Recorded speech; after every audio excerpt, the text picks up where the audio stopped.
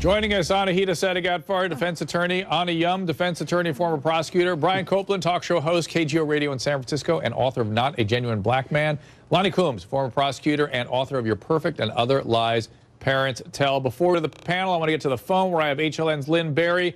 Lynn, this guy every day, just when you think he can't get any worse, he does something so astonishing you have to report it. What's going on right now? And what's up with the brother, too? What's happening? Why the change of attitude? First of all, yes, well said. Second of all, the brother is huge. This is laying the groundwork, and we see this in political stories all the time. I said this from the beginning. He's taking it out of the playbook as far as how to handle political scandals. Deny, deny, deny. Hope there's not another big news story that comes out, and hope you just sort of get forgotten. Listen, it's Canada. We're in the States.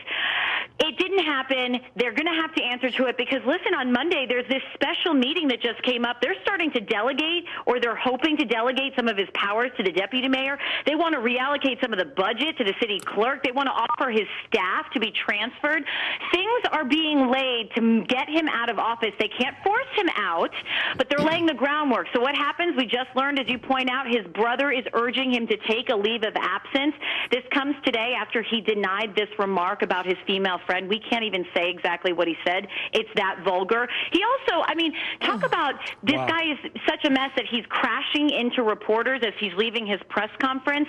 And then, of course, you mentioned Dr. Drew. He gets his own TV show because, as we say here in America, only in America. Now it's become only in Canada. Do you get your own TV show when you're that much of a hot mess? Thank you, Lynn. Very interesting.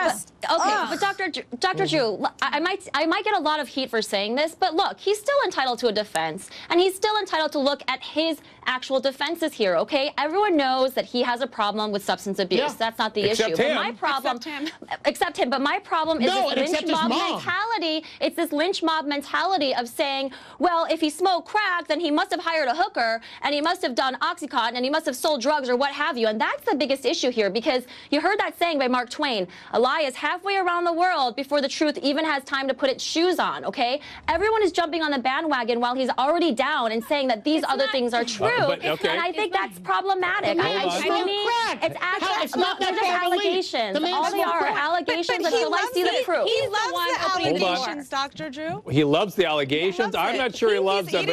Lonnie, I actually agree with what Anna was saying. There is a lynch mob mentality here. Go ahead. Well, look. Yeah, but also, Dr. Drew, don't you think that it's also... Don't you also think it's about leverage, too? Because, Dr. Drew, I know you're a big proponent of leverage, right? If someone doesn't want to go into treatment, you give them leverage. And I get so frustrated with my clients who everyone knows that you need treatment. They don't want to go into treatment. But with what I do, it's either jail time or treatment, one or the other. There's the leverage. With him, he's not going to leave. There's no way that he's going to leave. There needs to be some sort of leverage to get him treatment and also to get him out of office. And I completely agree with you because that's just, I can tell you. Well, Anna's dealing with my people all the time. I can tell. That's exactly right. You're going, look, you can go to jail or you can have treatment. Treatment, you could return to a flourishing existence and thrive. And he goes, no. He's not addicted. I'm not addicted. Go to treatment. And that's the craziness of addiction. Back with this, Anahita Sadigatfar, Anna Yum, Brian Copeland, Lonnie Coombs, Brian. Yes, of course. And should you go beyond that, Anna, back me up on this, you will be running into the law. And if you can't control yourself, get some help. Anna?